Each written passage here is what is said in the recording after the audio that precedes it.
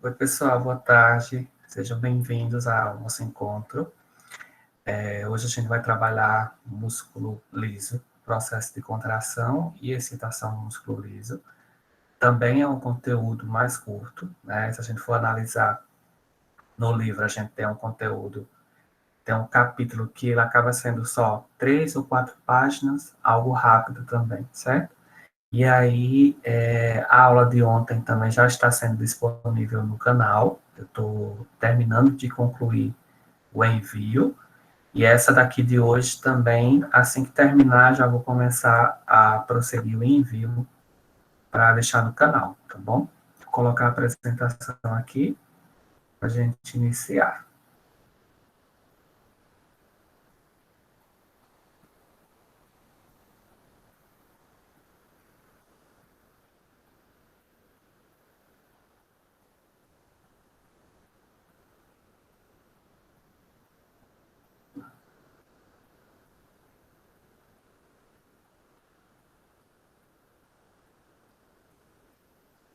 Então, o músculo liso, ele tem algumas características bem particulares, né? E algumas que também são iguais à do músculo esquelético. A principal diferença entre eles é a questão do tamanho das fibras, né? O músculo esquelético tem fibras que são maiores, e também a manutenção desse processo de contração. Então, a contração no músculo esquelético acaba sendo mais rápida do que a contração no músculo liso, né?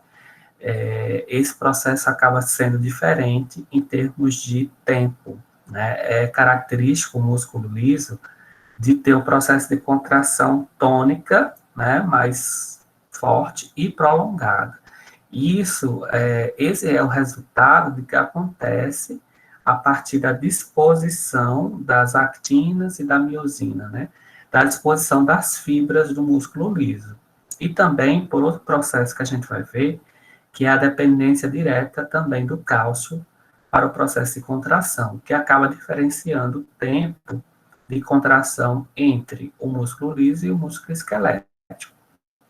Em termos de composição, as fibras elas são consideradas fibras menores, então o músculo liso ele é constituído por fibras menores e podem ter dois arranjos espaciais em relação à sua configuração, né? Então essas fibras elas podem ter arranjos diferentes. E aí, com a questão dessa disposição das fibras de forma diferente, a gente tem o resultado de dois tipos de músculo liso, né? Um músculo liso em que vão existir fibras com disposições diferentes e também contrações independentes, então uma pode se contrair independente da outra, que é no tipo do músculo liso multiunitário, e naquele tipo em que a contração vai ser única, né, e ao mesmo tempo para todas as fibras, que no tipo considerado unitário. Então, na imagem, a gente está vendo que na imagem A, né, é o que nós podemos definir como músculo liso multiunitário. Então, percebam a disposição das fibras. E o interessante também é que a cada fibra dessa a gente vai ter uma conexão com a rede nervosa. E na fibra do tipo músculo liso unitário, na verdade é um conjunto de fibras, né? E aí elas têm esse nome de ser unitária porque a contração é tudo igual, né? O processo de contração acaba sendo tudo igual nessa fibra ao mesmo tempo. Na fibra no tipo do músculo liso multiunitário, essa contração ela pode ser independente entre as fibras.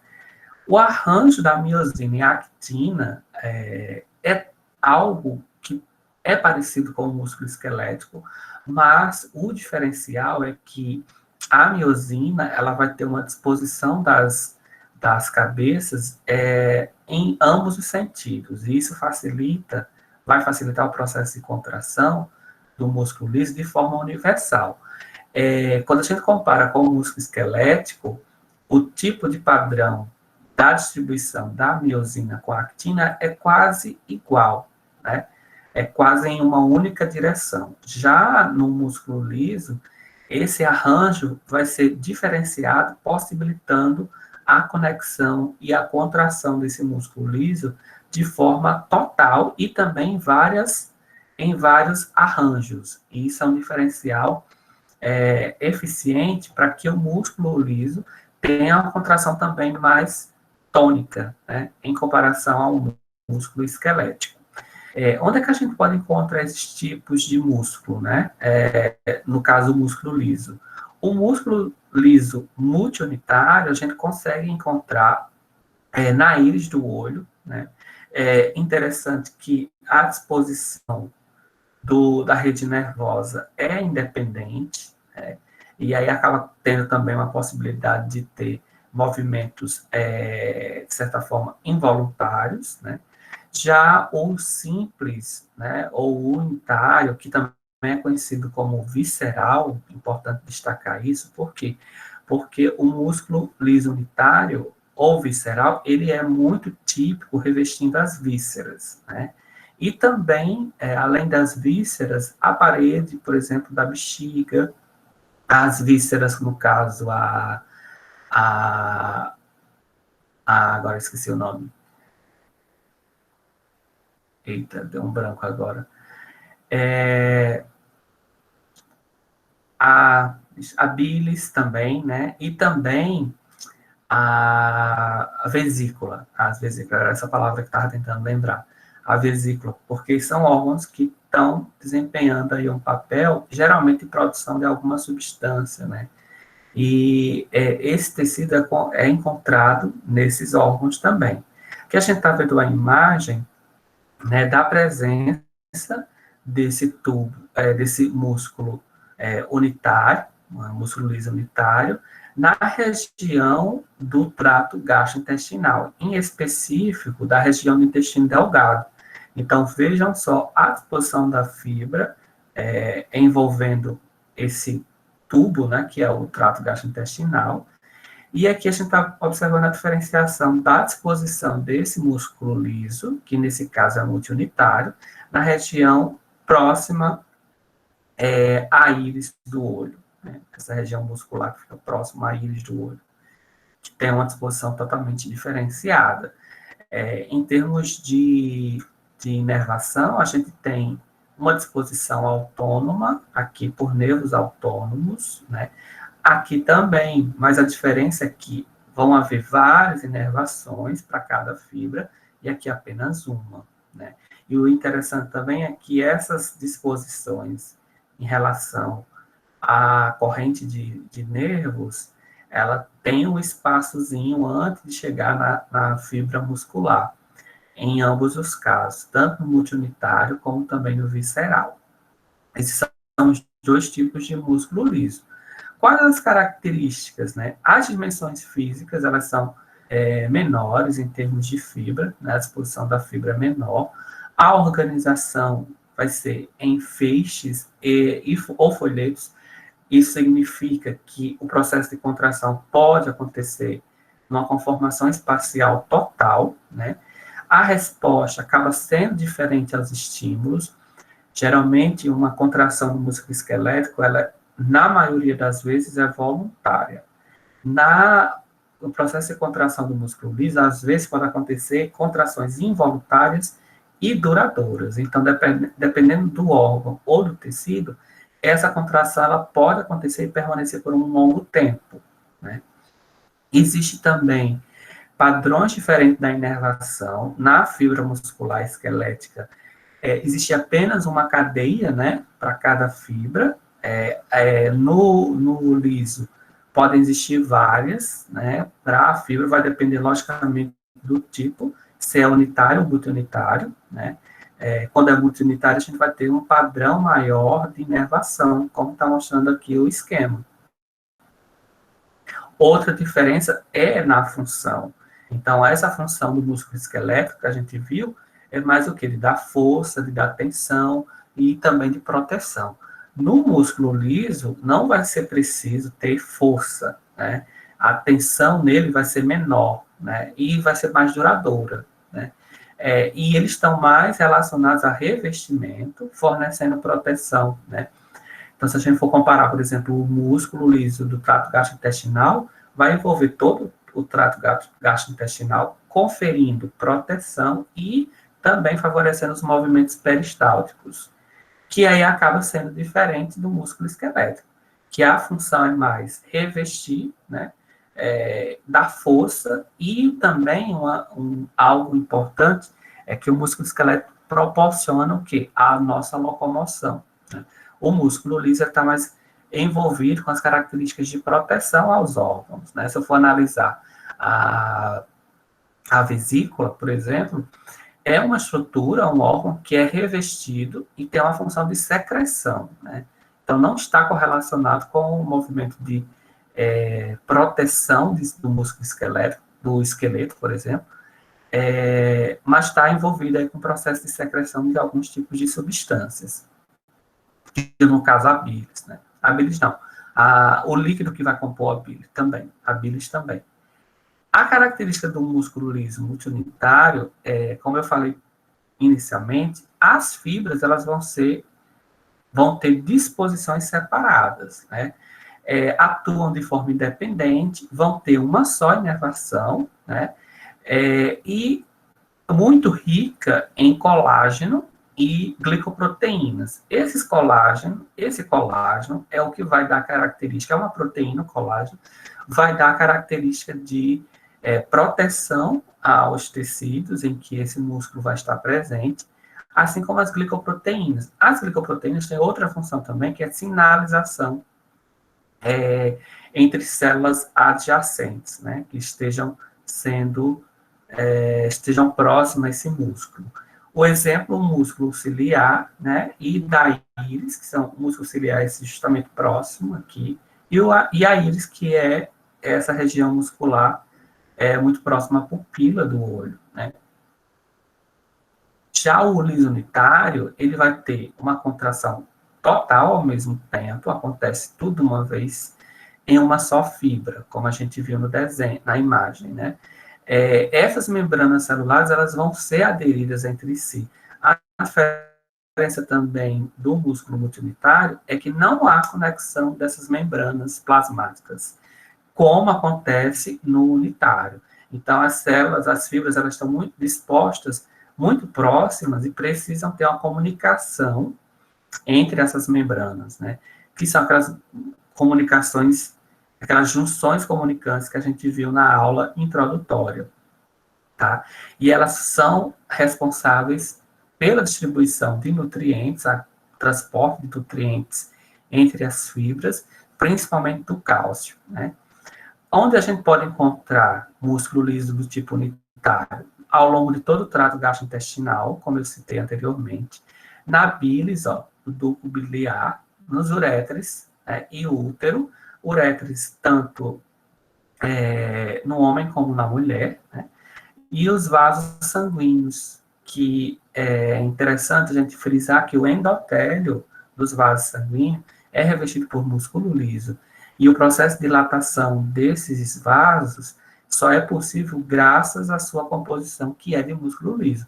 Então, se fosse músculo esquelético, não tinha como sofrer dilatação.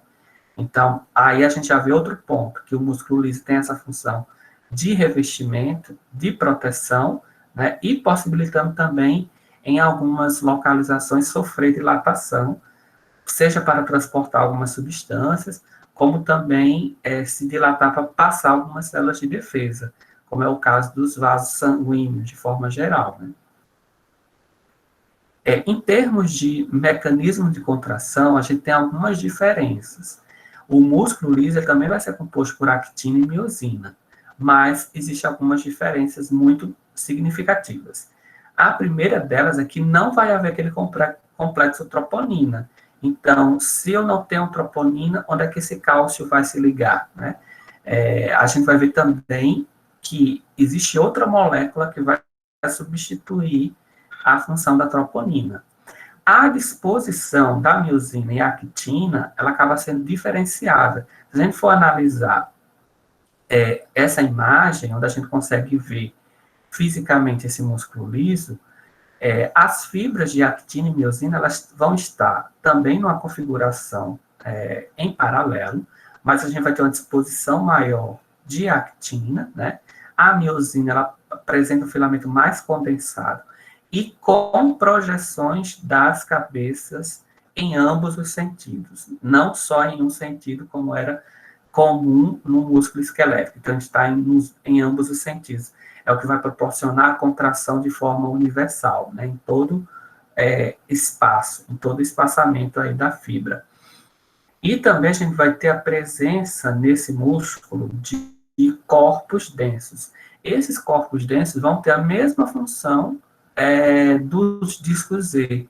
Então, eles têm o mesmo comportamento dos discos Z, que é o quê? Ancorar, né, os filamentos de actina.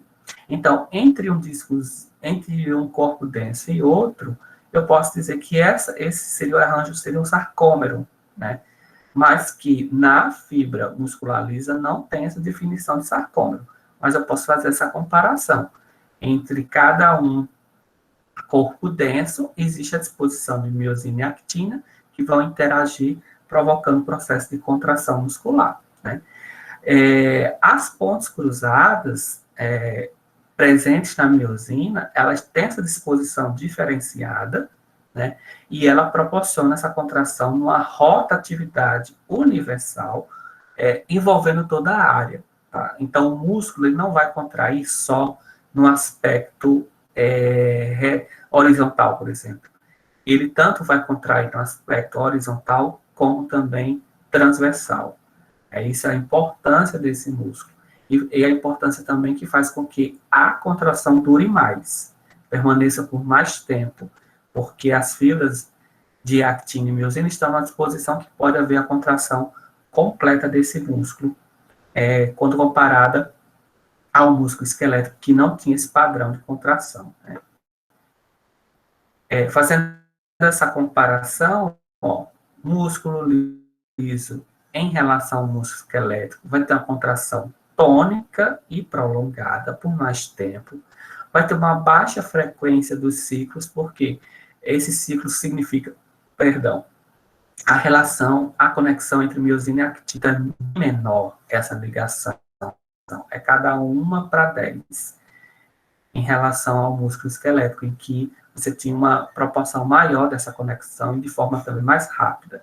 A fração do tempo dessa conexão, ela é alta, ou seja, vai demorar muito para que, depois que a actina e a miosina interagiram, separar, né, haver essa desconexão, demanda uma alta carga energética, porque a contração ela é em toda a proporção espacial da fibra, então, e demora mais esse processo de contração. Vai ter uma alta dependência do cálcio, que no músculo esquelético a gente via essa dependência mais com o sódio e não com o cálcio, não só com o cálcio, né? Mas tem participação do sódio? Também tem, mas a participação é inicial, é pontual, pouca dependência do sódio e uma maior dependência do cálcio. E a gente vai entender o porquê quando eu explicar o mecanismo de contração, que nele vai ter algo que a gente considera como mecanismo de trava. Esse mecanismo de trava está relacionado primeiro com a interação entre miosina e actina e com o tempo dessa interação. Se não tem troponina, aí precisa haver a liberação de uma substância para essa substância fazer com que haja o processo de captação do cálcio e, consequentemente, ativar o processo de contração. Então, demora mais um tempo, porque não tem troponina, como no caso do músculo esquelético, que já está lá presente. Então, tem que ser liberada uma substância, que eu vou já falar sobre ela, e, ao mesmo tempo em que, depois que acontece a liberação do cálcio, e que a miosina e a actina vão interagir, demora um tempo, e essa conexão entre miosina e actina gera uma espécie de trava momentânea. Então, acontece a contração momentânea estabilizada em certo ponto, que vai levar um tempo para desconectar a miosina e a actina. Esse termo trava se refere justamente a essa pausa que existe e se mantém entre a interação entre actina e miosina, tá?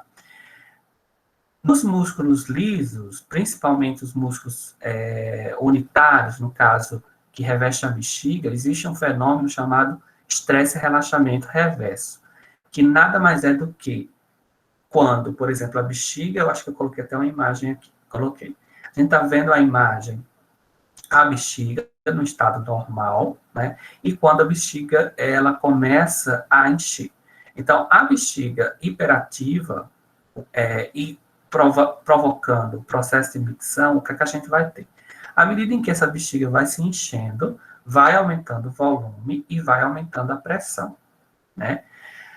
Agora, o que acontece? Quando esse volume ele chega ao máximo, a pressão ela estabiliza, ela não aumenta mais. Quando vai se esvaziando a bexiga, a gente vai ter um fenômeno reverso. O que é isso? É uma direção contrária da força da pressão. Quando a bexiga vai esvaziando, essa pressão ela tende a cair e a estabilizar. Se estabiliza e, ao mesmo tempo, o volume diminui. Então, o volume vai diminuindo, a pressão estabiliza, depois a pressão sobe para fazer com que a bexiga, depois que ela esvazie, ela volte ao estado normal. E as paredes delas não se colapsam, né? Não se batam uma com a outra. Então, o estresse e relaxamento reverso nada mais é do que, no momento inicial em que a bexiga vai adquirindo o líquido, né? A urina vai aumentando o volume, vai aumentando pressão fica constante quando o volume atinge seu espaço, sua área máxima. Quando vai esvaziando, vai havendo a diminuição do volume, diminui um pouco a pressão, mas depois o volume vai diminuindo, a pressão aumenta, para a bexiga não colapsar, né? E ela ficar na sua arquitetura normal. A esse fenômeno a gente chama de estresse e relaxamento reverso, que é muito comum no músculo liso, principalmente no músculo unitário, tá? Como acontece o processo de contração no músculo liso? Em vez de existir troponina, né, vai existir outra substância chamada calmodulina. Então, vai haver essa substância que vai ter o papel de se ligar com o cálcio. Porque a troponina, no músculo esquelético, ela tinha uma área lá de conexão com o cálcio e, consequentemente, fazia com que a actina e miosina, a partir do fornecimento de ATP, se interagisse, né? Aqui, quem vai desempenhar esse papel é calmodulina, que vai se ligar ao cálcio. Esse complexo, depois de ligado, né? Então, cálcio com a calmodulina forma um complexo chamado calmodulina-cálcio, que vai interagir com a região da miosina. Quando interage com a miosina, ativa uma enzima chamada miosina quinase, que toda quinase, toda proteína, toda enzima quinase, contém esse nome quinase, significa que ela vai transferir um átomo de fósforo, né? Vai transferir para algum lugar. Quando é ativada a miosina quinase, ela vai fosforilar, né, a cadeia responsável na miosina pela captação do ATP. E, consequentemente, esse fosfato dá energia para ver o processo de ligação da actina com a miosina acontecendo o processo de contração. Aqui nesse exemplo fica melhor, nessa imagem, para a gente compreender esse processo. Então, o cálcio vai entrar, né, tanto do meio, aqui a gente está vendo a fibra muscular, tá?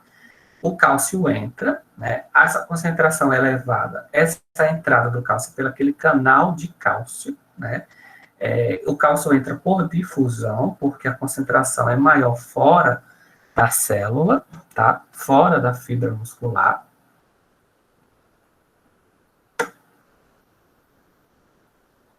Como é maior, ele vai passar por difusão. Então, ele entra por difusão. A concentração alta desse cálcio no interior da fibra induz a liberação de mais cálcio pelo retículo sarcoplasmático, tá? Essa entrada aqui faz com que a célula se despolarize. Então, aumenta a concentração de cálcio, que tem carga positiva, e aí há também uma sinalização para esse canal de cálcio aqui se abrir, que ele é dependente de voltagem. Porque está havendo o quê? Potencial de ação. Potencial de ação é iniciada com a despolarização da fibra, que induz a liberação de cálcio. Esse cálcio em alta concentração se combina com a molécula calmodulina, formando o complexo calmodulina-cálcio, que faz com que haja uma ativação da miosina quinase, transferindo um grupo fosfato, né, para a região lá específica da miosina, que antes no músculo esquelético era destinado ao ATP. Então, esse grupo fosfato é transferido para haver a produção de ATP, contração, né, entre a interação entre miosina e actina, que nada mais é do que o processo de contração. Essa contração ela não pode ser permanente. Ela vai demorar mais, ela é mais prolongada no músculo liso por aquelas características que eu falei e por ser dependente de uma substância, né, que vai estar presente na fibra muscular, mas não é um complexo proteico, é outra substância liberada que é a calmodulina. Para haver o relaxamento, tem que ser ativada a fosfatase, que essa fosfatase é uma enzima que vai retirar o grupo fosfato da região da miosina e inativar o que? A miosina quinase. Inativando, vai haver ativação da fosfatase, que retira o grupo fosfato e provoca o relaxamento, liberando assim a interação entre actina e miosina. Esse é um motivo para justificar a lentidão no processo de contração e a duração maior. A lentidão, eu digo, em relação a interagir, o ciclo, né? Então, a gente viu que é 1 para 10. Então, a cada um evento, né, em que acontece a interação entre miosina e actina, lá no músculo esquelético já está acontecendo 10 vezes isso. E aqui, no músculo liso, apenas 1. E é prolongada por quê? Porque essa contração, essa interação demora mais, porque depende de substância para fazer esse processo de reação, para poder haver o relaxamento. Né? Isso explica também o mecanismo de trava, né? Que é o resultado desses processos bioquímicos, né? São mais longos, duram mais esse processo de contração. Aqui, ó, só vendo o mecanismo de trava, como acontece. A ativação daquela região da miosina quinase, né, e da miosina fosfatase, que é a que retira, né, gera uma velocidade de contração alta. O que é isso? Engate, é um engate alto, né? Depois, o que acontece? Vai haver essa interação, e primeiro inicia-se o engate, depois mantém-se essa interação miosina e actina. E o que acontece posterior é que a quantidade de cabeças da miosina é que vai estabelecer a força da contração, né? Se eu digo que a miosina, numa situação hipotética, ela tem 10 cabeças e existem 15 actinas, significa que 5 vão sobrar, né? Mas as 10 vão estar preenchidas. Então, se eu tenho 10 cabeças de miosina todas conectadas com a actina, isso significa que essa contração ela vai ser totalmente estável e duradoura, né? Nesse processo, a gente percebe o seguinte, que a contração, essa contração se mantém e ela se vai manter de uma forma totalmente espacial. Veja essa imagem mostrando o músculo liso relaxado e o músculo liso contraído. Então, a contração ela é toda universal em termos de espaço e ela é mais prolongada, né? Ela é mais tônica também, ela é mais forte no sentido de que vai haver maior interação entre miosina e actina por mais tempo. É essa a grande diferença nesse mecanismo. Em relação à conexão das fibras nervosas, a gente também percebe padrões diferentes de acordo com o tipo. No unitário, a gente tem uma conexão, né, central, e uma ramificação dessa conexão nervosa.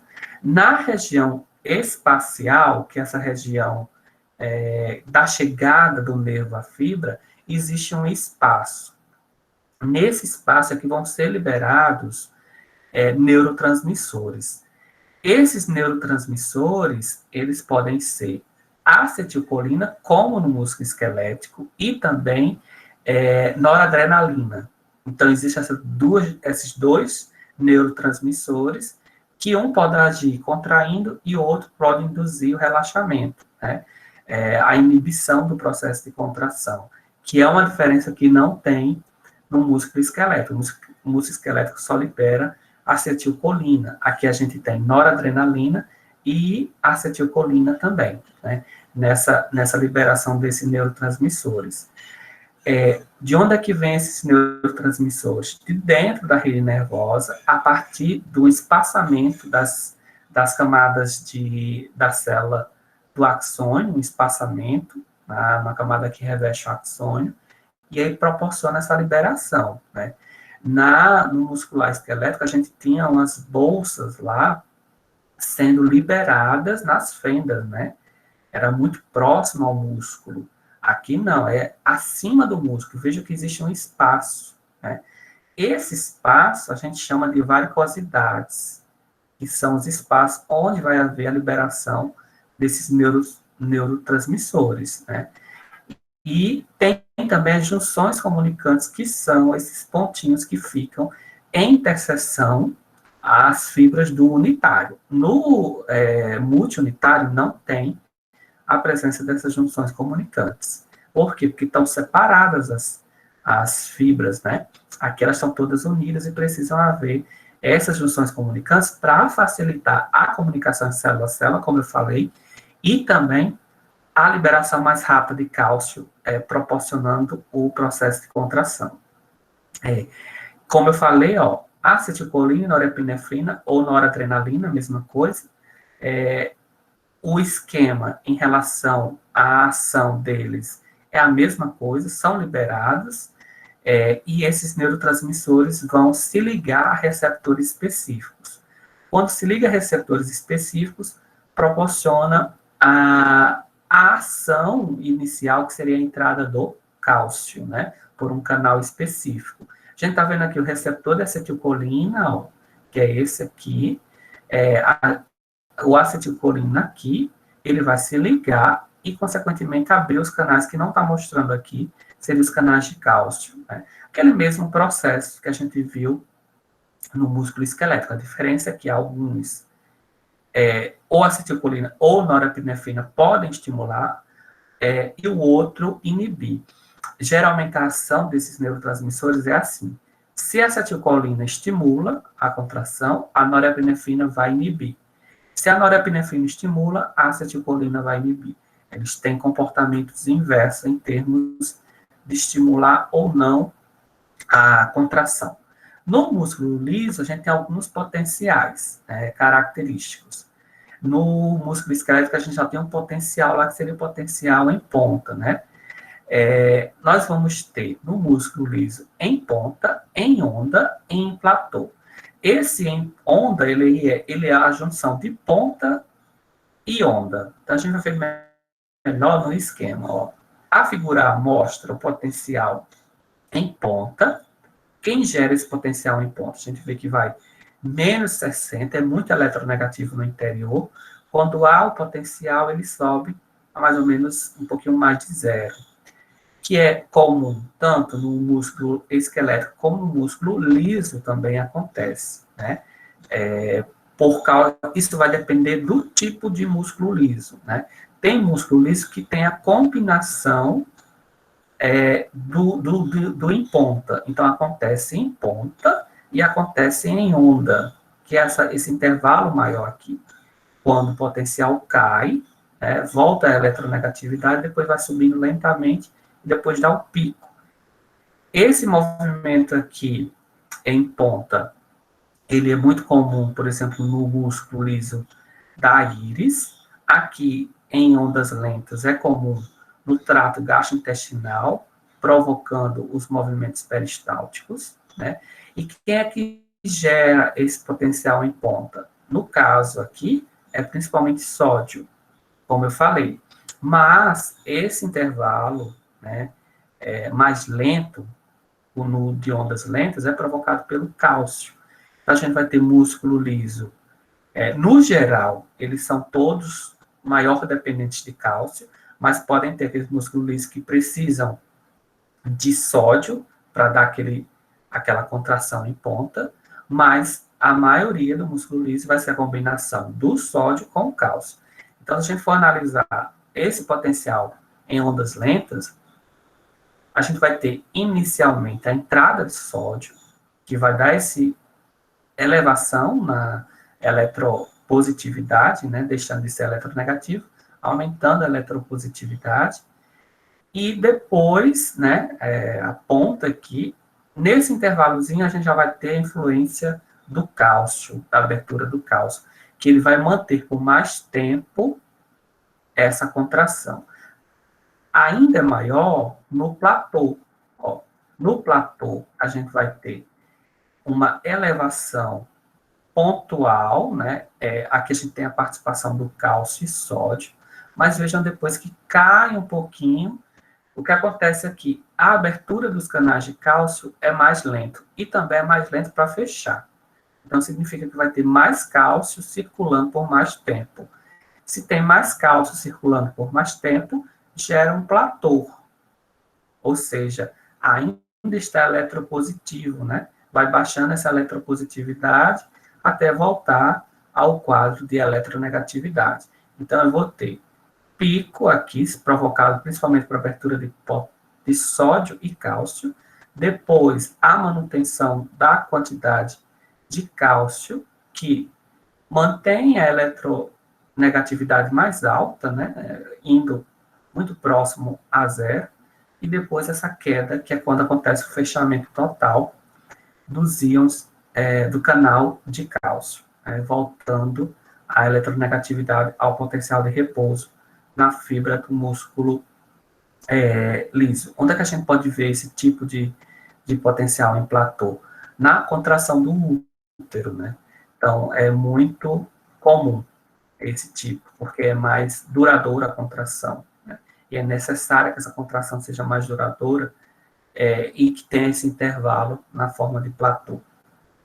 Existem algumas exceções em termos de contração, porque esse potencial, praticamente na região da íris, né, e também desse músculo que reveste o olho, esses potenciais são independentes de neurotransmissores. Interessante. Então, não precisa de neurotransmissores para haver esse potencial.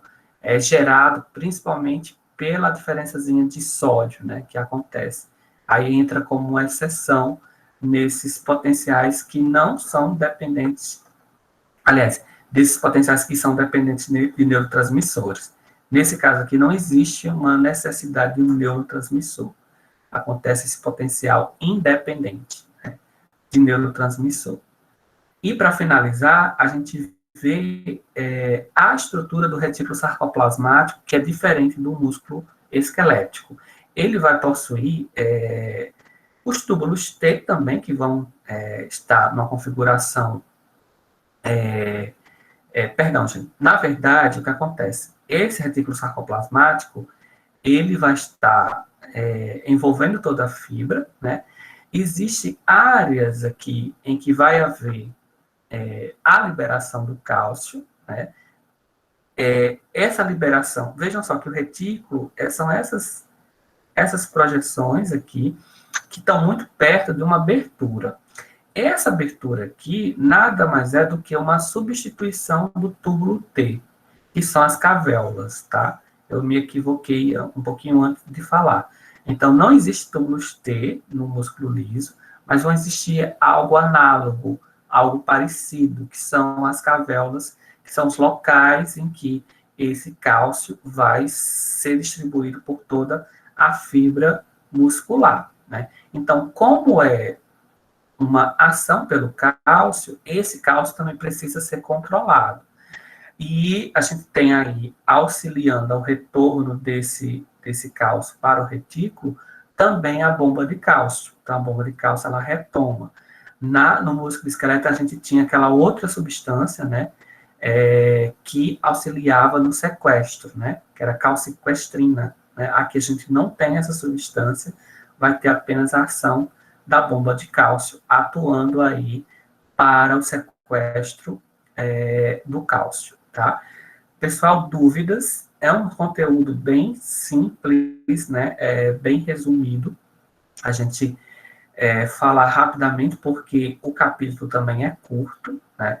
E isso é bom, porque a gente já tem muito conteúdo, né?